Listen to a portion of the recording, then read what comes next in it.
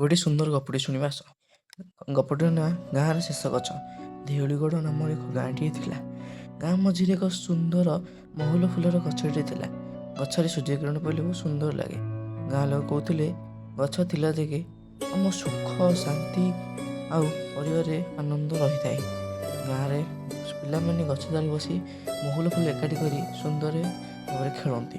ହଠାତ୍ ସରକାରୀ ଲୋକ ଆସି ରୋଡ଼ ବନେଇବା ପାଇଁ ଗଛକୁ କାଟିବା ପାଇଁ ମେସିନ୍ ଧରିକି ଆସିଲେ।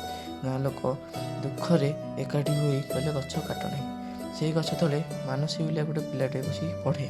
ସକାଳୁ ସେ ଏକଥା ଶୁଣି ଦୁଃଖରେ ଗଛକୁ କୁଣ୍ଡେଇ ଧରି ରାତି ଯାକ ବସି କାନ୍ଦିଲା ପରେ ମହୁଲ ଗଛଟି ଦୟାପୂର୍ଣ୍ଣ ଏକ ସ୍ୱର୍ଣ୍ଣ ରଙ୍ଗର ଫୁଲ ତା ହାତରେ ଦେଲା। ସେ ମହୁଲ ଫୁଲର ଗଛକୁ ଛିଡ଼ା ହୋଇ କହିଲା, ବ୍ୟସ୍ତ ନାହିଁ, ମୁଁ ବଞ୍ଚେଇବି ତୁମକୁ। ଯେହେତୁ ସେ ଗାଁ ଲୋକଙ୍କୁ ଏକାଠି କଲା ଆଉ କହିଲା ଏ ଗଛକୁ ମୁଁ ବଞ୍ଚେଇବି, ତୁମ ସୁଖ ଶାନ୍ତିକୁ ବି ମୁଁ ବଞ୍ଚେଇବି।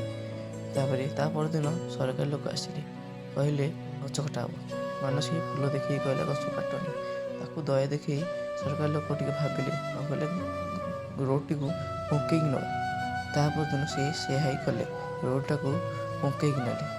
ବଙ୍କେଇ ନେଲା ପରେ ଗଛରେ ବହୁତ ସୁନ୍ଦର ସୁନ୍ଦର ଫୁଲ ଫୁଟିଲା ପରେ ଗାଁ ଲୋକ ଉଲ୍ଲାସର ସହିତ ସେଠି ଖେଳିଲେ।